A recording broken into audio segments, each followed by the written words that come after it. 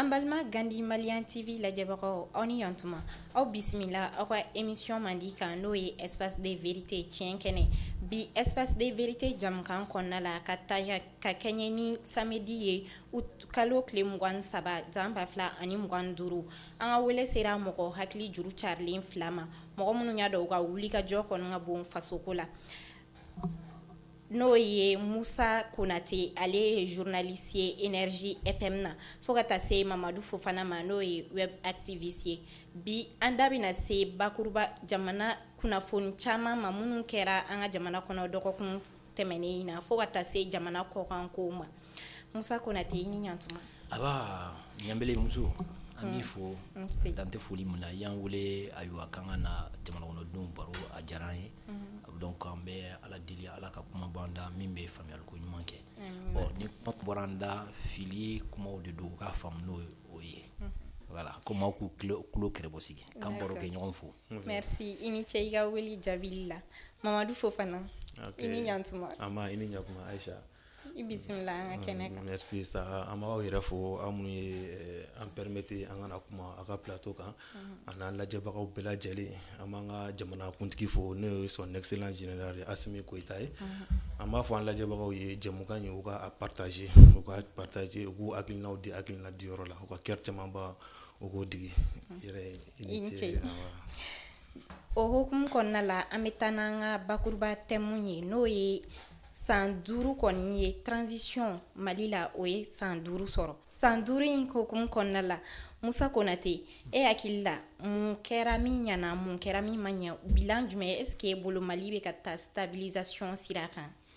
i ka nin ɲininkali diyara n ye yanni an ka da don o la mun de nana ni fanga ye fo maaw k'a dɔn parce que laɲiniw dɔ de kɛra dɔ de ye laɲini ka kuma na a kɛra ni jumɛn ye i bɛ ka fanga kɔnɔna na n y'a ye k'a fɔ gabe vie financière n'o ye ayiwa dunko juguya ani laisser aller ka yɛrɛbaya ka yɛrɛ bilanciya kɛ a ko kɔnɔna na fɛn caman donc revendication tun ka ca kalanko b'a la lakanako b'a la baloko b'a la ayiwa a ka ca revendication politique b'a la fana ko réforme ka kɛ parce que an y'a ye k'a fɔ élection laban mun kɛra en 2020 o de kɛra sababu ye ka mouvement socio-politique k'olu lawuli donc n'o bangena ni M5RFP mais yan'o cɛ an y'a ye k'a fɔ mouvement de wulila donc ensuite le 5 juin an y'a ye k'a fɔ a mouvement ba kɛra n'o ye Troïka ye fɛn bɛɛ tali kɛ FSD fo ka se CEMAS ka se fana ayiwa fɛn bɛɛ tali kɛ l'aile dure n'o ye MK ye de Cheikh Oumar Sissoko à l'époque olu fara ɲɔgɔn o kɔfɛ maa camanw nana donc revendication kɛra an ye waatiw kɛ o la donc kalo caman donc finalement fo kana fanga binna waati min na n ka hakili la min nana a waati u ko olu nana ka na baara lase de kɛ donc u bɛna jɛ ni M5 ye k'u ka baara kɛ donc o kɔnɔna na an y'a ye k'a fɔ fanga kun fɔlɔ a sigira kalo 9 kɛra o la après a tilala ka trajectoire wɛrɛ sɔrɔ donc trajectoire wɛrɛ Assimi yɛrɛ nana ka fanga ta o waati donc premier ministre a kɛra Choguel Kokala Maïga ye o y'a sɔrɔ M5 phase fɔlɔ Imam Mamadou Dicko n'a ka partisan olu kun b'o le gouvernement de Mokhtar Wane olu kun b'o kɔnɔna na bon an y'a ye k'a fɔ o kɔnɔna na gɛlɛyaw caman yera fo Faransi yɛrɛ y'i kanto ko Bandawo ka ayiwa régime i ye min kɛ i bɛ ka san 7 o m'o kɛ accord de paix et de la réconciliation issu du processus d'Alger n'o ye bɛnkan sɛbɛn mun b'an n'an balimaw cɛ n'a bolola n'o sɛbɛn kɛra Algérie bon Assimi ninnu nalen olu ye trajectoire kura mun ta o ma kɛ Faransi fɛla ye n b'a dɔn olu ka kosow ni kasaw cɛ o dimina k'u bɛ taa an ka maaw fana k'u labila donc o waati an y'a ye k'a fɔ an ka cɛfini tabaw gɛlɛyaba tun b'o o la k'a fɔ k'u bɛ patrouiller c'est à dire ka munumunu salon kɛ an ka jamana fan 14 u tun bɛ empêcher o la ou bien kuma dɔw la n'u k'u bɛ wuli donc maintenant a bɛ fɔ bon maintenant ko Barkhane bɛ ayiwa exercice militaire la ou bien fiɲɛ position man ɲi f'an sara c'est à dire que maa mun nana an dɛmɛ an sagona kun tan an ka kow la an ka maaw nana faamu k'a fɔ ni nin ko in tɛmɛna ten accord de défense mun b'an ni Faransi cɛ a kelen don ka ŋɔni don an sen na donc an ka fɛɛrɛ tigɛ k'o bɔ yen donc o révision mun fɔra o ma bɛn Faransi ma parce que o bɛɛ bɛna bila kɛrɛfɛ donc o siratigɛ kan na Faransi y'a ɲini k'a bɛ taa an ka mɔgɔw k'u ka taa mɔgɔw ko ni Barkhane taara ko terroristes bɛna u daraka don fo Bamako yan an y'a ye k'a fɔ hali sini o ma se ka kɛ donc a ye wulikajɔw sabati wulikajɔw sabatira o kɔnɔna na an bɛ lakana ko bunakun kana baarabaw mun kɛra ani laɲiniba mun kɛra a kɔnɔna na a ka kan ka mɔgɔw rappelé o la donc o kɔnɔna na u nana ye k'a fɔ gɛlɛyaba dɔ fana bɛ yen n'o ye ONU ni force onusienne MINUSMA à chaque fois n'an ka mɔgɔw ko k'u bɛ avancer ka taa position dɔ la ou bien soit k'u bɛ terroristes kɛlɛ ka se niveau dɔ la donc an b'a ye k'a fɔ les forces onusiennes olu b'u kanga u ni ɲɔgɔn cɛla la donc n'a kumaw cayara olu b'a fɔ k'olu nakun ye min ye ko k'u kanga ani ɲɔgɔn cɛ u dun ko u bɛ ka mandat bɛ d'u ma waati min na ka na anw fɛ a fɔra k'u b'an dɛmɛ pour la sécurisation du territoire an ka mɔgɔw nana ye k'a fɔ gɛlɛyaba b'a la donc n'u m'u kantigɛ da yira nin ko in na a tɛ ɲɛ donc u taara Nations Unies na ka résolution voter k'u b'a fɛ MINUSMA ka rentrer mɔgɔw ko ko c'est fini k'a ko banna sisan ko barikam taara MINUSMA bɛ taa k'o y'a tiɲɛnen ye jaa an b'a dɔn k'a fɔ olu de kɛlen don sababu ye diɲɛtigɛ tigilamaw ani maa murutulen ninnu olu de kɛlen don ka position double les 14 emprises u kun bɛ yɔrɔ 14 de la kɛrɛnkɛrɛnnana an bɛ se k'a fɔ jamana camancɛ bolo fɛ ka taa ayiwa Mauritanie frontière fan n'o ye Bɛri ye fo ka taa Kidal ani Tezawatène ani Tessalit o position de kun b'u bolo a dun fɔra ko n'u bɛ rentrer o position ninnu bɛ di an ka mɔgɔw de ma bɛnkan kɛ olu kan an y'a ye k'a fɔ o kow kɔnɔna na janfanw ni fɛnw kɛra a kɔnɔna na mais alhamdulillah par la grâce d'Allah an sera ka position ninnu bɛɛ minɛ fo ka se Kidal ma san 9 olu bɛ yan o ma se ka foyi de jalatigɛ donc a kɛra ça de gɛlɛyaba de bɛ an ma donc sur le plan militaire an ye avancé ba de sɔrɔ o ko la et puis sur le plan de le réarmement et réorganisation n'o ye k'an ka cɛfini tabaw k'u lakɔgɔ ka kɛlɛkɛminɛnw d'u ma walasa halisa u ka sanayɛlɛ bɛ se ka sabati cogo min na o baaraw daminɛna ani Russie ka partenariat renforcé la équipement minnu n'an mago b'u la pour que an ka laɲiniw ka sabati o kun bɛ di par contre i bɛ ka waati i b'a sɔrɔ équipement minnu bɛ yen n'an ka laɲiniw bɔra i b'a sɔrɔ avion transporteur des troupes min bɛ an ka cɛdenw ta i b'a sɔrɔ avion de combat ni fɛnw tɛ mais avec la Russie an sera ka maramafɛnw sɔrɔ hali a tɛ kalo kelen bɔ an y'a ye k'a fɔ équipement militaire bɛ ka don donc sur ce plan an ye avancé ba de k'o ko in kɔnɔna na bon n'an nana kalanko ta fanfɛla bɛɛ b'a dɔn k'a fɔ nin waati laban in na kalanko fana kun sabatilen tɛ kalanko sabatilen tɛ k'a sababu kɛ examen kun bɛ kɛ cogo min na i bɛ san bɛɛ ban i tɛ taa école la ni examen sera i bɛ taa kɛ ka passer fraude bɛ kɛ a tɛ la arrêter responsable tɛ minɛ mais an y'a ye avec ça ni i kɛra maître ye i kɛra école ɲɛmaa ye i kɛra ayiwa administrateur ne maa o maa ou bien parent d'élève maa o maa tigɛ mana ye nin ko in na i bɛ minɛ fo kɔsanni in na an y'a ye k'a fɔ examen sécurisé la sisan nɔ donc u b'a to ni notes taara sisan nɔ an kiri ma tigɛ fɔlɔ dɛ siga de kɛra o la k'a fɔ notes falsifiera donc examen tɛ bilen notes bɛ don yɔrɔ min na ko yɛlɛmaw don donna maa 18 bɔra ka minɛ donc ce qui prouve à suffisance que a bɛ maaw pousser vers l'excellence a bɛ maaw pousser ka dɔnniya ɲini jamana mun bɛ yen i n'a fɔ Nelson Mandela b'a fɔ jamana mun bɛ dɔnniya ɲini o jamana de bɛ yiriwa donc u taara o siraw kan examen fana bɛ kɛ concours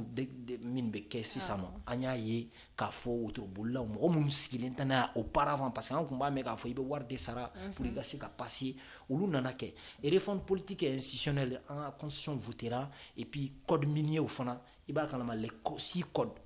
code pénal ani révision kɛra olu bɛɛ kan donc avancé kɛra mais majɛw belebele bɛ yen sur le plan politique gɛlɛyaba bɛ yen entre les acteurs majɛw ma an bɛ kuma di Fɔf ma i ka hakilinata fɔ an ye Fɔf e yɛrɛ bolo san 5 in bilan ye mun ye e bolo bilan ka ɲi wa dɔ b'a jɛ hali sisan bon i n'a fɔ n barokɛ ɲɔgɔn y'a ɲɛfɔ cogo min na san min na fɛn fɛn dafalen don o ye buna adamadenw ye parce que n'i y'a ta k'a jate minɛ nin ko in yɛrɛ bɛɛ nana jumɛn de fɛ n'i y'a jate minɛ o nana vers 2019 wagati min na législatif bɛ kɛ ni a contestera kojugu mɔgɔw b'a ɲini k'a fɔ ko k'a bɔ a bolo ma bon an y'a ye législatif y'a kɛra mais a kɛra législatif min ye a contestera depuis Mali kɛra Mali don min na a ɲɔgɔn législatif ɲɔgɔn koloma kɛ o de nana wuli ni mankan misɛnmaninw ye ka na an don fo 2020 na o 2020 kɔnɔna la mouvement nana créer a caman fo ka taga se M5 RFP ma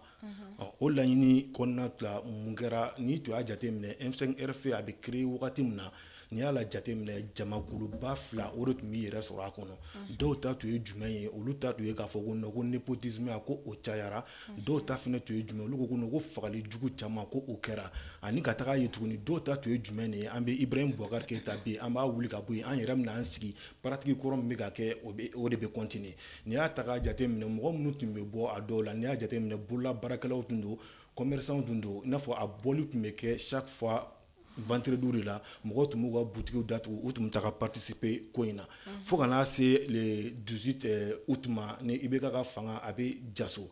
wa o kɔnɔna la sisan comme an tɛ se k'a fɔ ko bilan bɛɛ ko a ka ɲi mais mun ka ca o bɛ taa à peu près 80% na ni an taara sécurité la ka na fo kɛnɛya la ka na kalan na ka na corruption kɔnɔna la ni yɛrɛ ye sécurité ta k'a jate minɛ wagati min na ninnu min na en 2012 Mali attaquera Nord fan fɛ ni o ye Menaka ye ni o kɛra le 23 janvier 2012 Mali kan attaquera ka an ka sɔrɔdasi 140 ko olu bɔnɛ u ni na n'o ye Bada ka mɔgɔw ye an bɛ dugawu de kɛ Ala ka hinɛw la fo ka na se an ka duguba saba min bɛ Nord la n'o ye Tombouctou ye Gao ani Kidal ka na olu minɛ u bɛ kalo 9 kɛ yen o la sisan an ka faamaw an ka président ni o wagati Jɔnkura Tarawele ale bɛ wele bila Faransi ma ko a kana dɛmɛ appui terrestre la ni an taara aérienne la hali bi sɔsɔli b'o olu kow la fo ka n'a se élection ma en 2013 moi-même ne sigilen filɛ ne votera IBK ye promesse électorale kelen na o ye jumɛn de a ko ni ale kɛra président ye ko ale bɛ Mali kɛlɛ a b'a ban ne bulila ka taga voter ye en 2013 o de kama bon ni a ma ɲa k'a fɔ ko a y'o promesse min ta ko o ma teni bon sariya bɛ ne bolo en tant que un citoyen ka wuli ka n ka hakɛ ɲini bon o de kɛra sababu ye ka ne yɛrɛ sɔrɔ M5 kɔlɔn kɔnɔna la ni o ye fagali jugu min bɛ a ka jɔ bon an y'a jate minɛ fanga jasolen le 18 août bɛɛ b'a kalama bi kɔnɔdimi tɛ ɲɛdimi de don fama bɛ cogo min na ko bi an bɛ ka monter en puissance nationale min na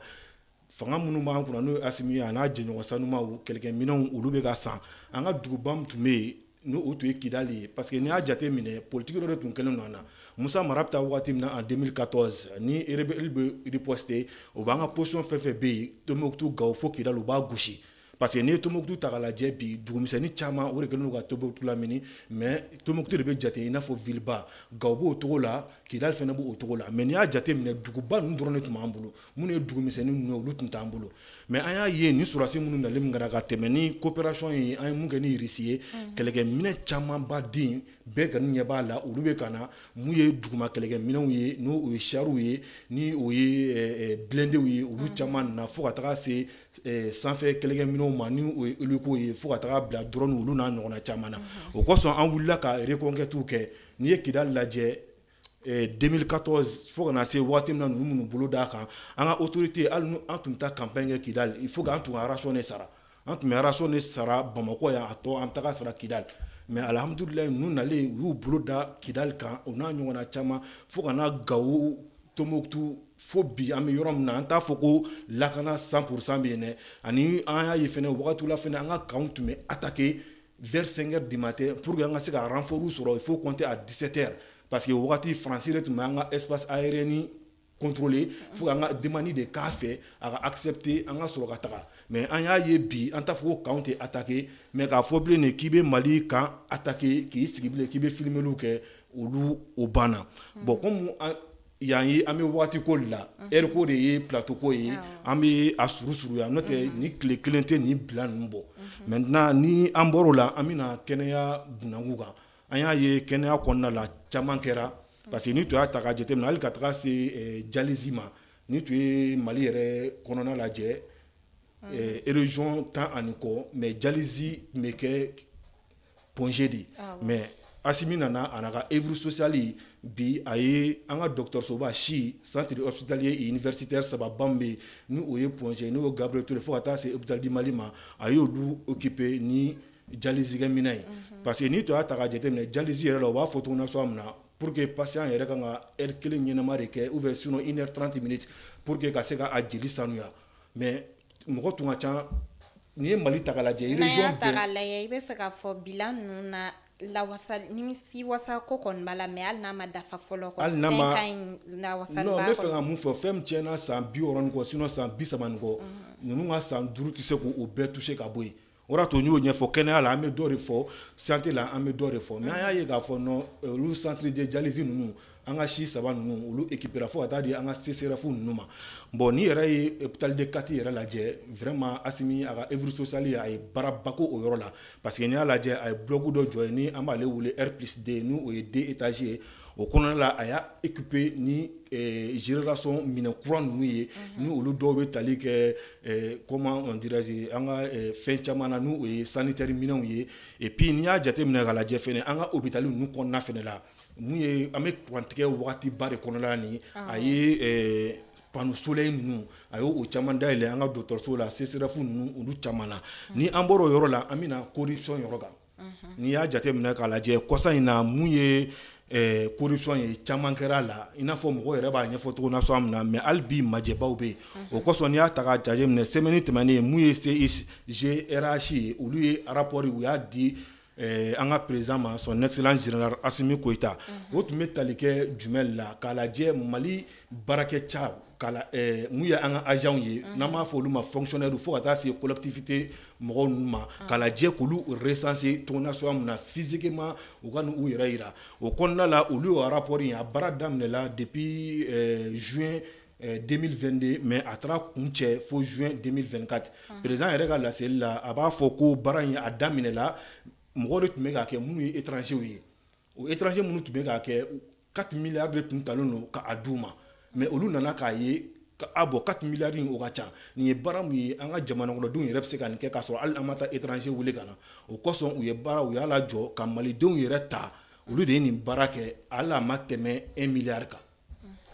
D'accord, Faf, o bawlen kɔfɛ an bɛ segin ka na Musa ma. Musa i kun da bɛna se majɛw ma. I bɛ se ka dɔ fɔ an ye majɛ ninnu kan ani e yɛrɛ ka proposition ye min ye majɛ ninnu solution ka kɛ pour k'u bɛɛ ladafa cogo min na. Bon ko mana kɛ majɛ b'a la majɛw ye min ye an b'a ye k'a fɔ gɛlɛya fɔlɔfɔlɔ ye jumɛn u bɛ sɔrɔ ta fanfɛla de kɛ mais a bɛ faamu fana parce que an donna situation min kɔnɔna na donc instabilité politique b'a la et puis sous régional n'o bɛ tali kɛ CEDEAO ka sanction olu bɛ impacter la fo ka na se an y'a ye k'a fɔ coupure d'électricité voilà Côte d'Ivoire kun b'an fournir olu fana y'a tigɛ donc o nana impacter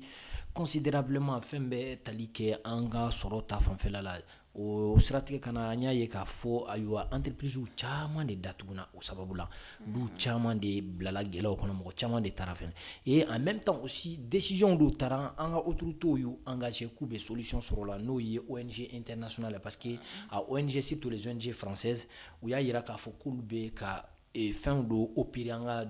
jamana kɔnɔna na a cɛman ye donc u bɛna datugu maa minnu ka baara tun bɛna tiɲɛ waati u wulila k'a fɔ k'u b'a fɛ fɛɛrɛ ka tigɛ pour u bɛ se ka se sɔrɔ cogo min na État ye garantie di k'a bɔ olu ka situation ɲɛnabɔ jusqu'à présent an ma suite ye o la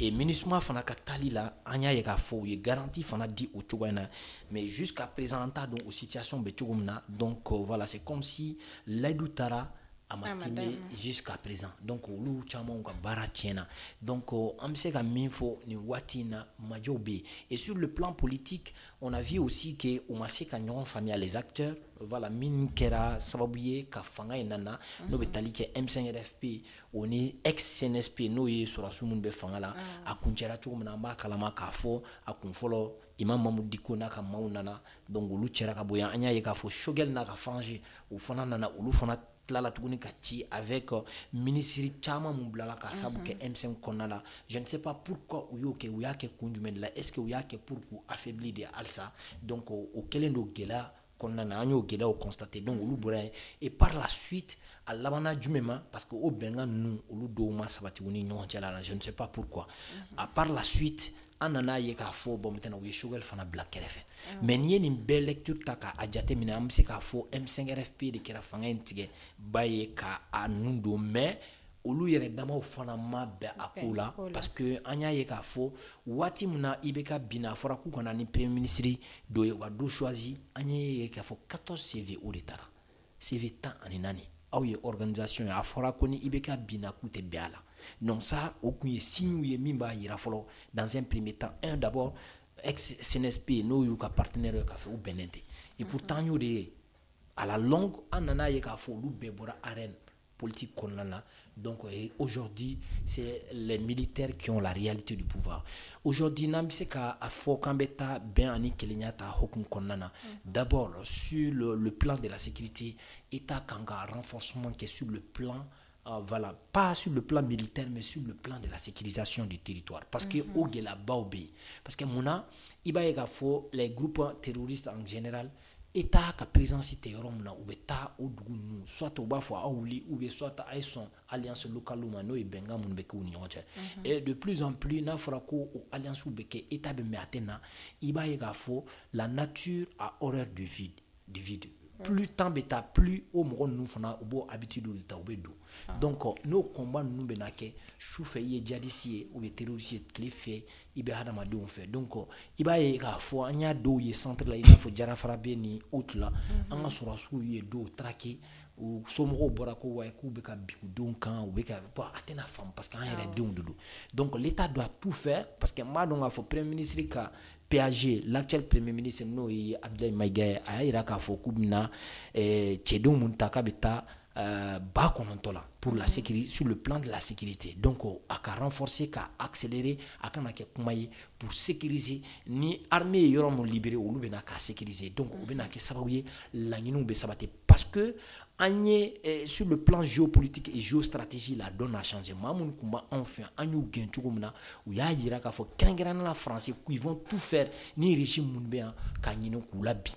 ils vont tout faire o ye mun ye on a vu le cas de la Syrie cɛ mun bɛ yen ko Aljulani ni ayiwa a tun bɛ terroristes fɛ n'a tun ɲininen don européens fɛ kɛrɛnkɛrɛnnenya américains fɛ aujourd'hui Bachar al-Assad gɛnnen kɔfɛ o nan'i sigi c'est devenu l'homme le plus fréquenté par ces gens-là donc u bɛ min fɔ ani u bɛ min kɛ u ka jan ɲɔgɔn na donc sur le plan voilà de la guerre ye tournure wɛrɛ de ta parce que an b'a ye k'a fɔ an ni mɔgɔ minnu bɛ ɲɔgɔn na u bɛ donne de renseignement d'u ma u bɛ drone de combat d'u ma et ce qui n'est pas normal au vu de la législation internationale le droit international a fɔra maa murutilen fɛn o fɛn bɛ yen n'i bɛ muruti jamana ma maramafɛnw dɔw bɛ yen o man ka d'i ma jamana man ka dɛmɛ olu fɛ an ka mɔgɔw bon o gɛlɛya bɛ ka bila an ka mɔgɔw la le drone kamikaze il faut voir le cas de Tezawaten an y'a ye k'a fɔ attaque mun kɛra Ukrainiens bɔra à visage découvert k'a fɔ olu de ye drone kamikaze d'u ma k'o ko ninnu kɛ donc guerre ye tournure wɛrɛ de ta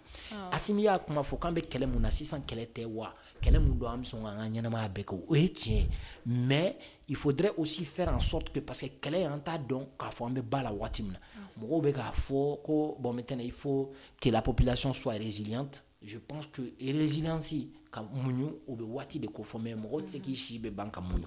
donc u k'a la ye ka économie de guerre k'o développer hali n'a sɔrɔ relance des activités n b'a dɔn k'a fɔ siraw dɔw bɛ yen olu ka jɔ hôpitaux dɔw bɛ ka jɔ et puis les camps militaires aussi i n'a fɔ zone d'insécurité ninnu na olu fana bɛ ka kɛ les 5 prochaines années parce que mandat kura dira parce qu'il fɔra ko force vive farala ɲɔgɔn kan ko mandat kura dira ko jusqu'à la pacification du territoire de l'ensemble du territoire national ko kumaw fɔra mais fo moyens ka déployer pour o ka se ka kɛ parce que n'i ye 2012 ani sisan ta ni kun ye mɔgɔw ɲininka k'a fɔ kɛlɛ binna an kan waati min na dɔrɔn k'a bɛ ban joona mɔgɔw caman y'o kuma de fɔ mais souvent on ne voit pas le temps passer on a 13 ans maintenant de guerre ni kɛlɛ in binnen ni an kan a san 10 ni 3 de ye ɲinan ye donc a bɛ ka avancer on doit mettre un plan en place pour pouvoir c'est-à-dire quoi développer non seulement notre économie parce qu'en Canada ça passe par l'industrialisation du pays les infrastructures répondant à nos objectifs o ye siraw kow ye olu ye so kow ye et puis en même temps chaque année il y a des milliers des enfants ou des jeunes quittent par exemple les classes secondaires pour les classes supérieures et puis en même temps l'adaptabilité de l'enseignement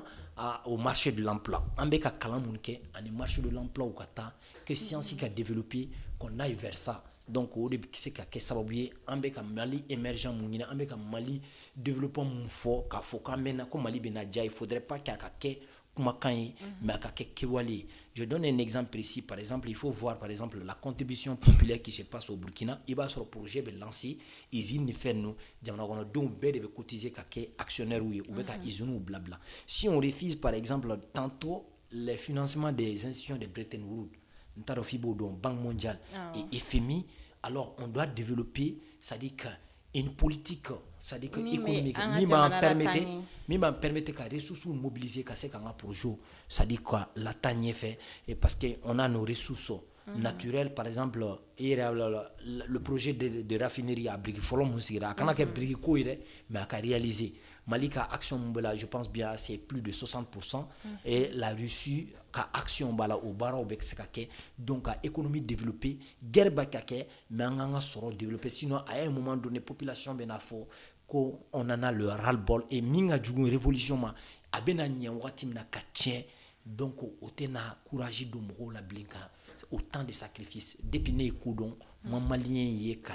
fanga tolérer jusqu'à ce point ka fanga soutenir jusqu'à ce point mais faut dirigeant actuel ou ka donc à fort ça dit ka wati de be kunna donc u kala ye ça dit ko dutigi ni bilala kamana gan konna na ou bien sigida konna i bilala kamana gan do la ni ma do nana kika ni ko inke al na so de fa fin de do et bi balo chugo de ngini donc il faudrait que ou ka moyen blanc en place pour que mo ka se ku yere soro u ku ka hadamadiya ke ka continuer ka jamana kanu ke ka jamana défend inche musaiga o wala wala ninna o wato amanya shin fofma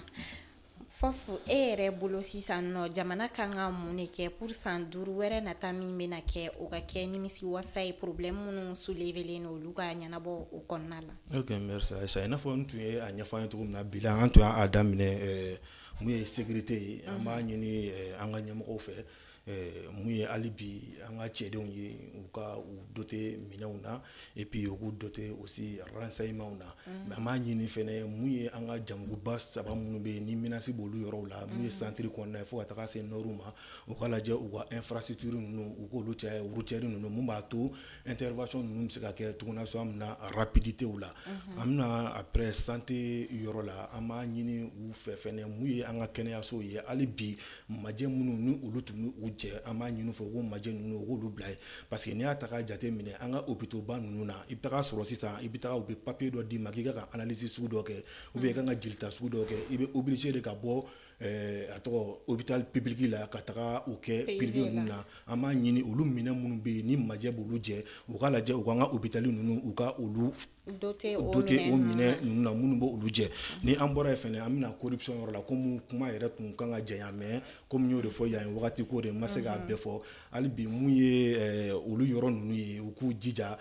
mɔgɔ minnu bɛ yen n'u ye faso nafolo dun a kana kɛ ten dɔrɔn k'i bɛ taa kaso kɛ a bɛ se ka kɛ u bolofɛn minnu bɛ yen n'olu bɛ se ka kɛ k'a remplacer olu ka kɛ k'u bolofɛn ninnu minɛ o la ka remplacer n'o ye ni an bɔra o yɔrɔ fɛnɛ la tuguni an bɛna kalanko yɔrɔ fɛnɛ la u ka lajɛ an ka kalan ninnu u k'u adapter an ka réalité ninnu na parce que n'i y'a ta k'a jate minɛ Mali la yan a fɔra an ye depuis an bɛ duguma kalan na ko Mali sɔrɔ ko a gulonnen don fɛnba saba de la ni o ye dugu jukɔrɔfɛnw ye n'o ye mɔni ani sɛnɛ ye an b'a lajɛ an ka kalanyɔrɔ ninnu u k'o adapter olu la minnu ye kalan taabolo sugu dɔw bɛ yen ni olu ye économiw ye ka taa se fo droit ninnu ma n'i y'a ta k'a jate minɛ bi Mali chômage n'i y'a lajɛ bi 40% i bɛ taga sɔrɔ u ye nin filière fila in de ye u ka lajɛ u ka solution ɲini olu la i n'a fɔ an y'a fɔ cogo min na an ka réalité minnu bɛ yen u k'olu adapter o la mun b'a to chômage ninnu olu bɛ se ka kɛlɛ cogo min na an b'an profiter fana hali fɛn minnu o tun t'i ka question kɔnɔna la mun ye an ka 9e programme fana ye parce que n'i y'an ka 9e programme lajɛ histoire la u bɛ taga daminɛ révolution française la an bɛ a ɲini fɛ parce que an tora baro la caman na mɔgɔ caman b'a fɔ a ye bon aw de bɛ transition kɔ n'i y'a jate minɛ aw ko bi k'an ye Faransi gɛn an b'a fɔ ko révolution française ko ka kalanni dabila Mali kɔnɔ révolution sugu o sugu n'a bɛ kalan an ka jamanadenw kun an b'a ɲini u fɛ u k'a bila programme laban na parce que n'a lajɛ révolution française a leçon saba o de bɛ di an ka 9e écoledenw ma kalan yɛrɛ bɛ daminɛ n'o de ye bon Mali yɛrɛ bɛ taa kalan wagati min na o bɛ taa kɛ examen wagati de i bɛ taga sɔrɔ hakili a épuisé ra an b'a ɲini u fɛ mun ye histoire extérieur ye u k'a lajɛ u k'olu bila programme na kɔfɛlaw la minnu ye intéressant ye n'u ye an yɛrɛ ka kow ye n'u ye AES ye n'u ye Maliw ye u k'a daminɛ n'o ye an b'a ɲini vraiment kow tɛ se ka ban majɛ caman u bɛ kow la fo ka taga se courant ko olu n'a a ɲɔgɔnna ma n ka n barokɛɲɔgɔn ale ko ten ko a kɔsɔn ko fɛn caman bɛ yen ko olu datuguna olu ye tiɲɛw ye an yɛrɛ nan'a lajɛ parce que n'i y'a lajɛ nin ko in sɔrɔla ka taa se Mali ni Côte d'Ivoire ka fɔɲɔgɔnya de ma ni ye Côte d'Ivoire lajɛ bi énergie min bɛ Côte d'Ivoire à part Faransi de ka pourcentage ka ca la n'a ma ɲɛ k'a fɔ ko an n'o bɛ kɛlɛ la ko olu de bɛ courant di anw ma parce que ni Mali yɛrɛ lajɛ an ka énergie ka kɔrɔ depuis 1960 fo kana se bi ma Mali à peu près plus de 23 millions d'habitants ko u ka courant producteur ye 150 mégawatts ye o kɔni an b'a ye o kɔni o bɛ du de mɛnɛ ani ka siradaw fɛ mun ye industrie ye olu o to o la bon an nana se ani Faransi nana se ɲɔgɔn ma n'a ma ɲɛ ko Faransi de ka pourcentage ka bon Côte d'Ivoire courant ko la ni a ye courant tigɛ an na an ka jamana kɔnɔ président u y'u débrouiller an bɛ bi hali n'an m'a fɔ ko courant bɛ di an ma journée 24 heures complet la mais u ye caman u ye o bɔ a la an b'a ɲini u fɛ u tun ye centrale mun layidu min ta maliyɛnw ye o fana baara o ka lateliya bon n ka débat n barokɛɲɔgɔn ko mun ye employé ye ko MINUSMA ni ONG mɔgɔ minnu ni olu fɛnna bon ne yɛrɛ personnellement n ye renseignement sɔrɔ APJ la ani ANP la k'a fɔ ko depuis wagati min na ni Mali y'i bolo bɔ MINUSMA na ani ONG ninnu na n ye yɔrɔ fila min fɔ n'o ye APJ ni ANP ye mɔgɔ minnu bi ni olu sollicitelen don o de ye mɔgɔ minnu tun bɛ MINUSMA na ni MINUSMA taara ani mɔgɔ min tun bɛ ONG ninnu na plus souvent demande d'emploi la olu de sollicitelen don o ye ne yɛrɛ ka ɲininiw ye kuma kɔnɔ mais o sɛmɛnti an yɛrɛ taara n'o ɲɛɲini APJ ni ANP la olu de ye mɔgɔw ye minnu ye favorable ye marché d'emploi la. D'accord, faamuyali kɛra o la. O b'a to an bɛ don an ka thème filanan kɔnɔna la n'o ye an ka premier ministre kɔrɔ o kɔni tɛgɛ kɛra a kan musaka ye yuruguyurugu wale kɛ a ye kasabi caman dun e hakili ye n'an ta ye mun ye premier ministre kɔrɔ ka nin minɛli in na. A ma yurugurugu la sigana de kelen don a la dɛ sigana kelen don a la parce que kiri ma tigɛ fɔlɔ donc mɔgɔ tɛ se k'a fɔ k'a n'o don fɔlɔ mais ale de tun bɛ ko ɲɛma donc cour suprême ka bataki bolen kɔfɛ a bilalen sous mandat de dépôt o y'a yira k'a fɔ ko plusieurs milliards ko milliards caman k'olu de ko fɛnna min ɲɛma don nka mun de nana n'an ye nin na donc an b'a dɔn k'a fɔ laɲiniw na M5 ka laɲiniw na o kun ye ka yurugu kɛlɛ donc Fofana da sera a ma donc foroba nafolo ni se kɛra a ma fɔlɔ an tun b'a mɛn k'a fɔ n b'a dun foyi tɛ b'a la donc o kumaw tun bɛ ka fɔ donc o siratigɛ ka na en 2022 lors de la présentation de vœux o bɛ kɛ waati min na vœux bɛ présenter waati min na président de la transition n'o ye Assimi Goïta ye donc Choguel Kokala Maïga ye annonce kɛ ka yira k'a fɔ ko bon voilà hakilina mun bɛ yen n'o ye yuruguyurugu kɛlɛli ye donc ko ka fɛɛrɛ tigɛ ka cakɛda dɔ bila sen na min bɛna crime économique dansago walew ka sanga ni an ka foroba nafolo n'o ma u bɛ kiiri o kiiri bonda la n'o ye pôle économique et financier o sigira sen na donc o baaraw de senfɛ an y'a ye k'a fɔ vérificateur général ale ye sɛgɛsɛgɛli kɛ depuis san 2021 ka n'a bila san 2024 novembre kalo tile 30 donc o ka rapport kɔnɔna na a y'a yira k'a fɔ ko majɔw caman bɛ yen donc Choguel Kokala Maïga il est arrivé bon fɛn bɛ tali kɛ le 7 juin 2021 bon ale ka lase la ko vérificateur général ka rapport kɔnɔna na k'u taara ayiwa fɛn bɛ tali forum de Bamako ani laɲiniw dɔ kɛra a kɔnɔna na mais rapport ye min ta en compte k'a sɔrɔ ale ma na fanga kɔnɔna na a ka maaw fana ye fɛn caman décrire que Abdoulaye Maïga o ka intérim waati min na mangɛnɛ n'o y'a nɔra bila k'o fana rapport fana m'o yɔrɔ ninnu ta en compte donc olu bɛ ka ko in ye i n'a fɔ politique b'a ko kɔfɛ donc ko minali dɔrɔn tɛ hali n'a sɔrɔ a nɔ tɛ donc u bɛna kɛ sababu ye i b'a sɔrɔ sisan nɔ a bɛ ka bɔ ka kuma mun fɔ parce que a ka hakilina n'a ka kungilenna dɔw bɛ yen sisan nɔ ani fanga hali n'a b'a yira mɔgɔw la k'u ka fanga soutenir o tɛ fana parce que non seulement dɔw fara transition fanga kan a y'a yira k'a fɔ k'o man ka kɛ ko maaw dɔ k'u fara ɲɔgɔn kan ka o wale ninnu kɛ k'a sɔrɔ o ma kɛ n dun y'a ye k'a fɔ farankan kɛra fanga in na assise nationale de la refondation o kɛra mɔgɔw de fana farala ɲɔgɔn kan ka dɔ fara kan 2 ans fa tun fɔra k'u bɛ se k'a daminɛ kalo 6 ka taa san 5 la fo CEDEAO maaw ko bon bɛnkan ma sabati ni o nana ni sanction kow ye donc olu ye rappel de fait de ye ka a kow fɛ donc an y'a ye k'a fɔ o ko ninnu wulila donc a wulila pôle la d'abord a ye tile 6 de kɛ garde vie la a kelen tɛ donc a ka directeur de cabinet o b'a la Isaka Amadou Singare donc o ye directeur de cabinet la ani directeur financier ninnu a ka dafu donc o maaw dɔw bɛ yen ani maa wɔɔrɔw olu minɛna donc voilà mɔgɔ caman de bilala sous mandat de dépôt mais a ka ayiwa fɛn bɛ tali kɛ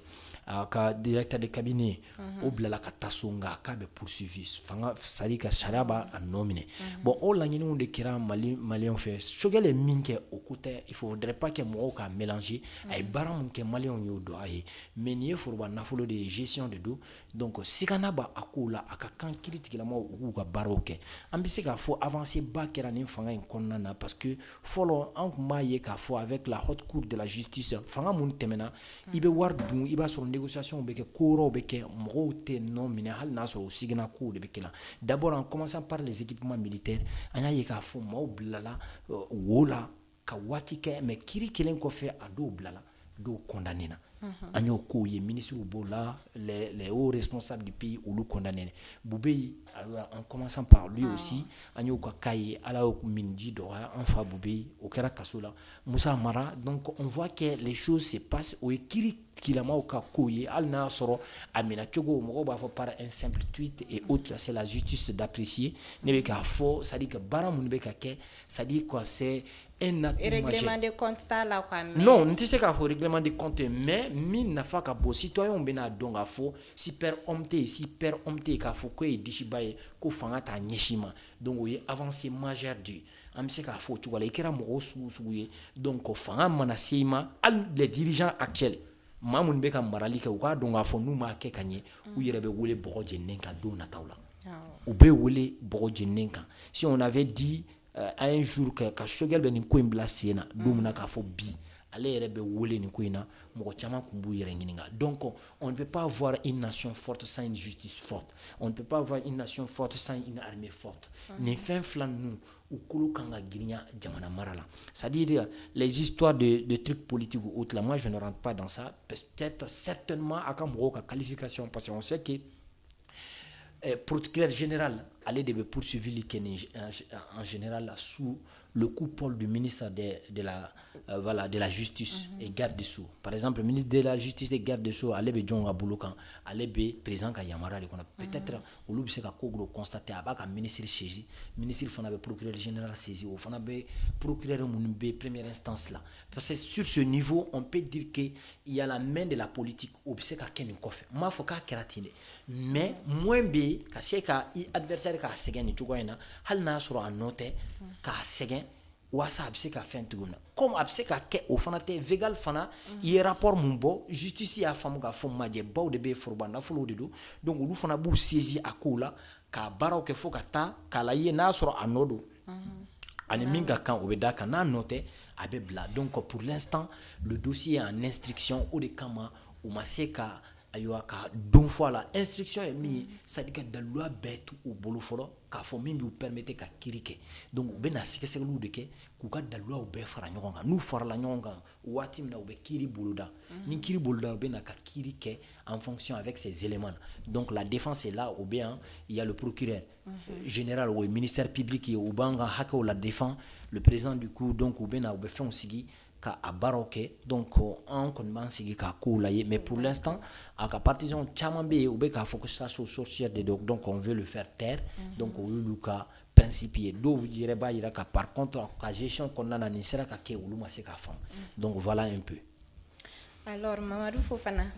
ebe premier ministre koroka ni mineli bla mina jumen kono parce que chama mega nyingali ke muna 600 no wa mine muna alors que folo ale no lu retumbe barala fo mineli make o wakati fo 600 konna la eba bla mina jumen kono ouais iga nyingali ko muna 600 uba amine question ba de ni vraiment c'est très intéressant fo moko ko euro famu parce que nous au de fora teme mu ya alin kuma ga euro ye mu yembaru ga euro ye ni shogali ka wakati mna abe bo premier ministre la mois de novembre 2024 ni au kofe shogali abe bolu abake amna ni rectification souvent clarification bon ni mu fo mu non ni be kofe fe bado rebe shogali ka malien ko famu ka foko shogali be ka foko abe ka boli munu keni ko o boli de koso ko abe ka fanga diraje ko fanga mina non o fente shogali reba dogo no ko ni mina le soro maintenant pour ka esprit faible soro abe bo abe kuma wala wakati mna fanga mana mine olu ba foko no ko akoso abe ka fanga déranger ko be ka mine o de koso bo amu fo beyi o ye fili mali justice te mo contrôle mali justice rebe dron ga tien ngalon ka fara ka bo nyona mo mo mana na faso na folo du ina fo président afo aga la sel ko alna le reso mo do ko aki kungo bi bulo de fanga ye muye pouvoir judiciaire ko nga baram ya ulu uboke wa mesigi ngana o konna la ni shogal la jejelagi flare talonu wa shogal ka segere parce que ni ala je ka bo 2021 na fonga na 2024 la anga bararom beni ama le wule ko AGFO shogal tunyo au PCA no président conseil administratif yi anya ye ka fo vérificateur ga rapport konna la aya yira ka fo ko wakati mna ayin joro in fayi ko muye ka taga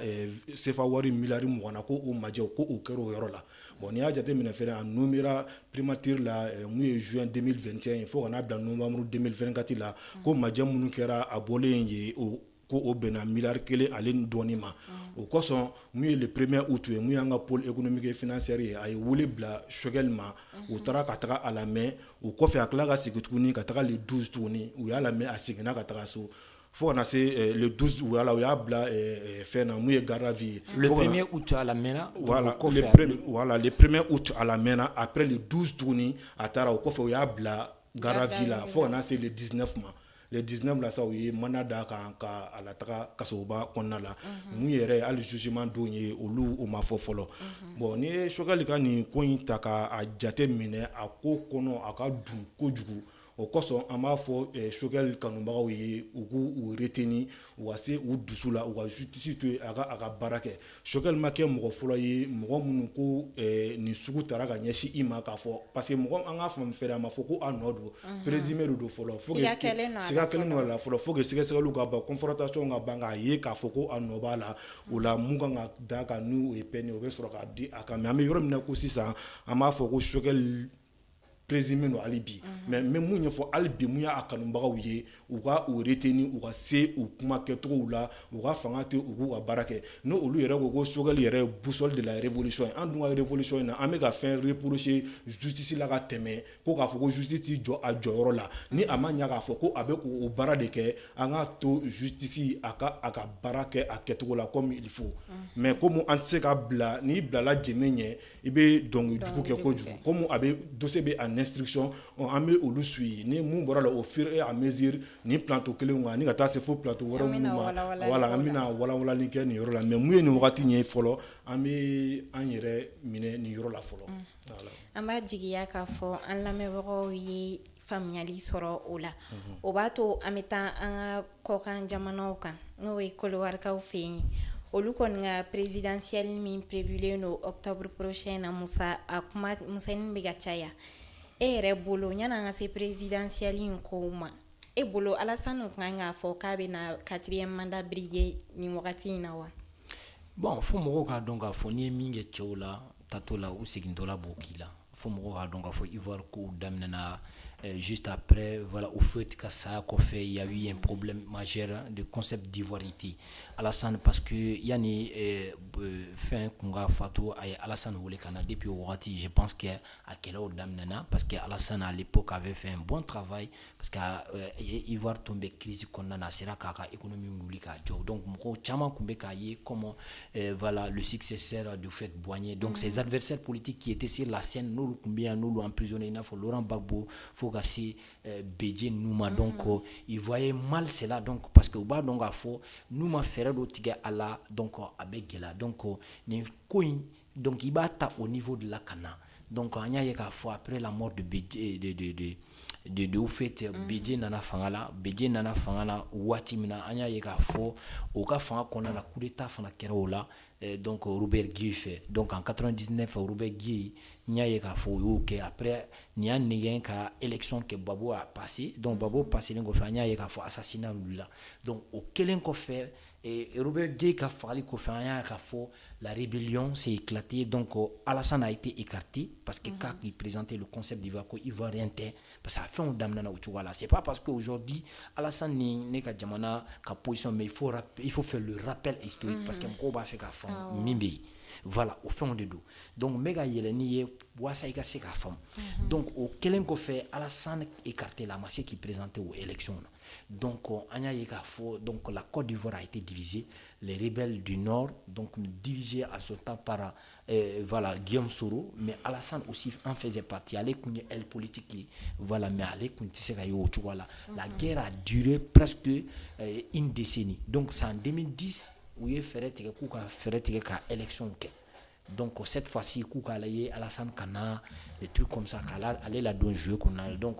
Alassane allait mais on sentait que Babo avait plus il est plus panafricain parce que lui défendait plus les intérêts ivoiriens parce que au profit des multinationales ça il faut le reconnaître parce qu'au fond y aller ka ko gela kosɛbɛ donc d'abord en commençant par le cacao ivoirien a fait chama a ira ka foko fo ivoirien follow de ka nafa sɔrɔ or on sait que la Côte d'Ivoire et le Sénégal à l'indépendance sont considérés comme les précarés en Afrique de l'Ouest comme les précarés de la France ni Afrique centrale ta donc Gabon au ni Congo Brazza ou le considéré comme les précarés de la France il n'a pas France n'a encore la fin de lui donc anana gela on a su que Alassane et Babo a eu énormément de problèmes avec les Français ce qui a valu l'intervention des forces licornes à l'époque quand Babo délogé parce qu'au dessert Babo désolé ko fait Alassane nana parce que fara ko Alassane de gaina anya fait on ye Babo est fait mina ka fara ko te tien kale de gaina donc il y a eu une instabilité politique donc au gela on nana ke ka rébellion wuli Babo minale Alassane installé là un mandat follow que et puis en même temps anana constitution il makabe dans 2 mandats mais à un mandat qu'on a dans l'exercice de son pouvoir on en a fo Babo ni fin tara ces pays là où le blanchi la coup noté ou blala kana donc ou blalengana ou lu clara tuni kana arène politique là parce qu'en politique les gens se méfient soit on essaie de mettre tous ces vieux on fait contribuer là Côte d'Ivoire quand une crise là à côté on fait recours à la nouvelle génération pour le bonheur des Ivoiriens sinon on comprend. Il y a le jeu de la France qui se méfie beaucoup de l'arrivée ou sinon le retour de Laurent Gbagbo parce qu'il ne va jamais tolérer cela. Donc ils vont tout faire pour le barrer de la route. Parce qu'on sait qu'en Afrique, quand tu fais l'affaire, ni ben nous affaire que il m'en a fait on fait que fangala et mais ni tout affaire que et fait on fait que au moins. Donc on a vu que donc chaque fois il n'y a pas un adversaire de taille. Ni min ni Babo ni fait nous tara élection là qui va dato là ni Alassane aussi a compris le jeu qu'a fort na le ni nous tura kata Laurent Gbagbo oba abado anote na Guillaume Soro al no kumba ka kana o regretter là faut que si aka chema le général de la rue a trop borango nominé non pas Tidjane nana ko fait de ça l'autre là animi tara ces pays là Fofana Blé-Goudé. Donc, au bas de la foi, nous ils sont capables de faire une coalition contre lui. Et fin que sont à Douala. Donc, il a tout fait pour le mettre à l'écart, au fond, pour que la crise ivoirienne, ou bien soit les Ivoiriens soient épargnés de cette crise, cette vieille classe. Même l'intergénération qui est là, Guillaume Soro et Blé-Goudé ou Goubeb la touche là, ils font recours à la nouvelle classe émergente pour que quoi bon fait. Sinon, ni fan flabé, Alassane n'a pas le passé, allez écarter là. Mais aujourd'hui aussi, allez la roue tourne, allez flabé à Koula, à ou écarter. C'est la justice ivoirienne, mais on sait il y a une manière aussi pour le pouvoir en place qui est de justice qu'on fait au moins obéir. À travers quoi? Au fond obéir. Donc ni min bora ka kesi sano au beka ira ka fuko justice ivoirienne Alassane de beaucoup empêcher ou présenter pour quelles raisons donc bora ka mi finyana historiquement ni yo fam kana mi fiancé de beni kan flan nyotena pour le bonheur des Ivoiriens pour le bonheur du peuple ouest africain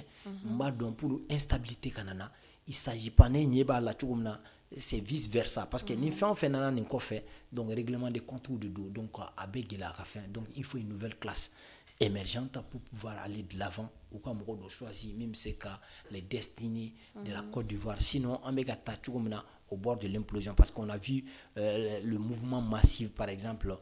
voilà des partisans de Laurent Gbagbo et d'autres franges mobilisés là et puis à Tchamambeka yeko dégage concept d'ivoirité bekana parce que la haine voilà au niveau Mamadou Fofana ega hakilnantal biye jumen Alassane Gani présenté lina 4e mandat no fait e bolo akankanga to jeunesse bolo ou bien ayira ga fokon ko jamana confronter les nos problèmes dawri la mimba exiger aller reka to fangala alsisano ya kili nantaymu non ne ga agilina yemu Alassane Gani 4e mandat nyinini alni aya soro Alassane yere fela ko do 50% mais 52 o ye entourage ou parce que togodi ola parce que ko chama be akara Côte d'Ivoire kono la munu ben nomne lukumbo donc a foko ni wakati la Alassane ye uluka couverture Alassane ngata o togola soana o to uluke toyi bon ni a jate mine fene Alassane be Côte d'Ivoire président la anani la kan do de ye ka ben wakati mna ni Francis Massaké o le ake président ye ka fo kana Fransigal la ñini ko olu sabati antoro la fo kana AS ko kana o bo kono orato ni a jatemne domna Alassane Dramane Ouattara abaga déclaration ke a ko mba to ale tsiga pouvoir passer genou ma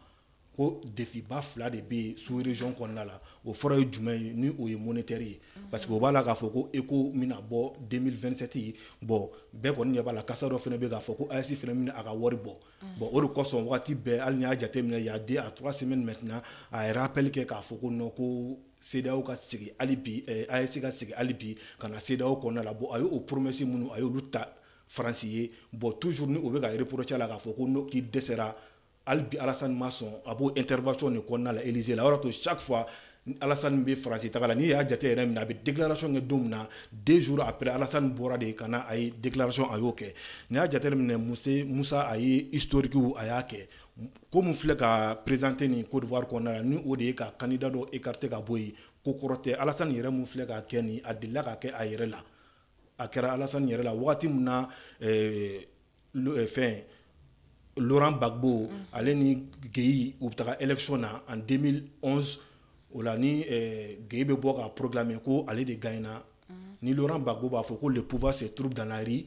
jama bɛ bɔ o la parce que o wagati Laurent Gbagbo a ye plan dɔ de kɛ Gueye la a ye mun de kɛ a ye Gueye ni juraw de bila ɲɔgɔn na parce que n'i y'a ta k'a jate minɛ Côte d'Ivoire yɛrɛ kɔnɔna la votant na en 2011 jula de tun ka ca maintenant sisan a ye Gueye transformé k'a kɛ i n'a fɔ genre julaw jugu de don bon kelen sisan julaw ani ka taa fara Laurent Gbagbo ka partisan kan de fait k'a fɔ ko pouvoir se trouve dans la rue Gueye a bolila ka tigi da a ka dugu la ni o y'a wolo dugu ni o ye man ye o ka Laurent Gbagbo a ye pouvoir a y'a ta o la parce que ni Laurent Gbagbo lajɛ mɔgɔw bɛɛ bɛ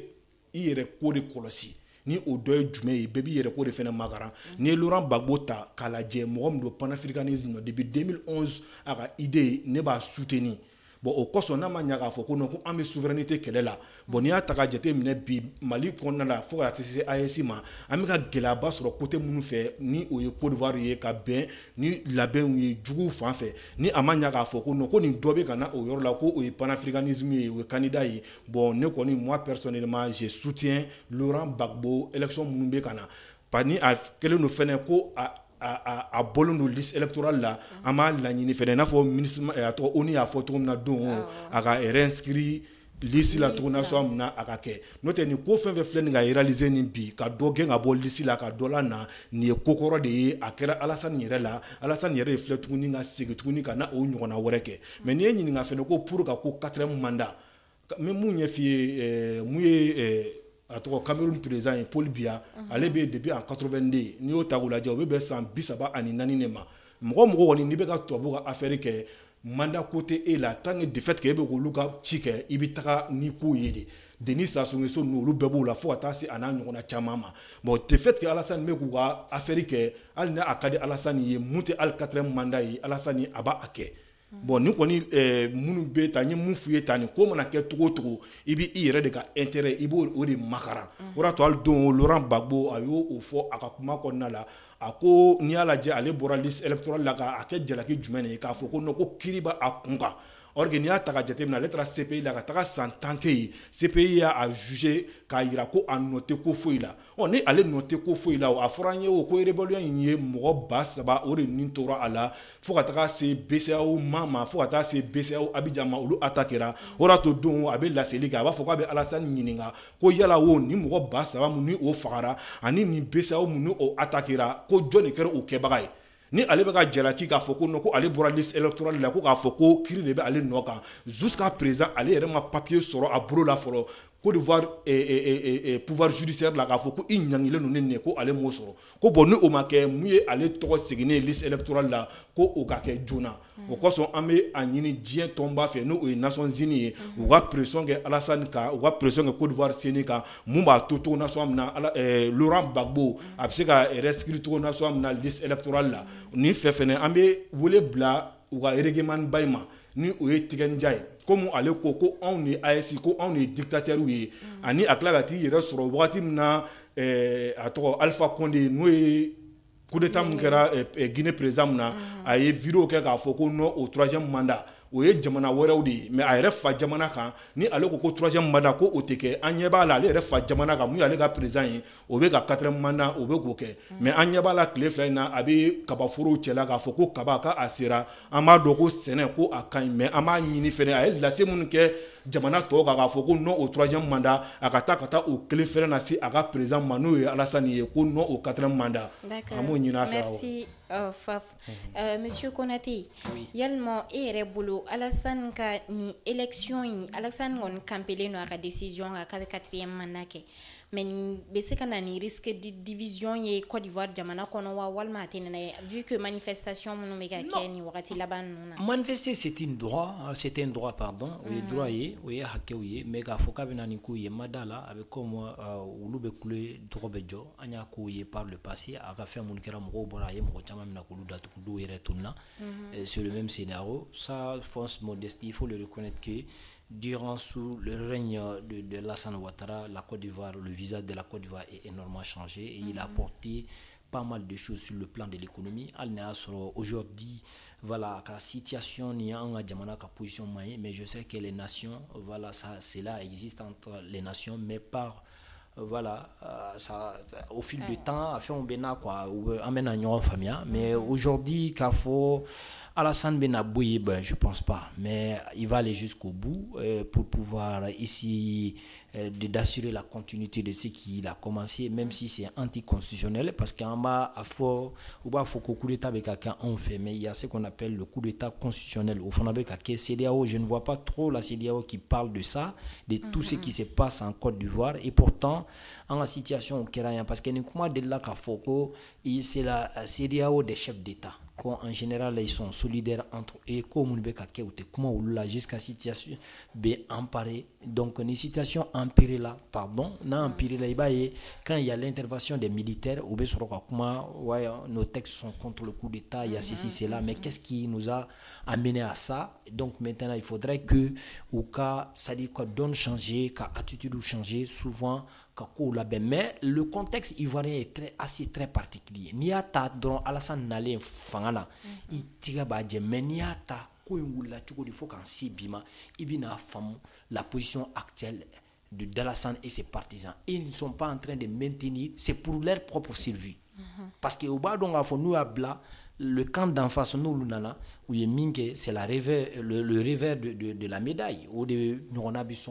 là et en même temps aussi les intérêts de la France avec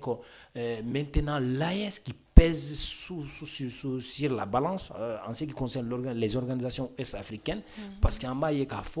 même Laurent Gbagbo aime la démarche que nous sommes en train de faire aujourd'hui AES Koui. Donc je pense que même si Al-Nou ou Manado AES là directement mais quand Laurent Gbagbo va arriver au pouvoir, par exemple, si il y a possibilité d'Amakana, s'il parvient à arriver au pouvoir ou d'autres personnes, on va essayer peut-être qu'un rapport intensifié en union entière, mais toujours est-il que Mada ou Lukanali, Kassabu Kemim Temena par le passé, il se méfie beaucoup et les Ivoiriens ont la mémoire, la mauvaise mémoire de ce qui s'est passé en 2011.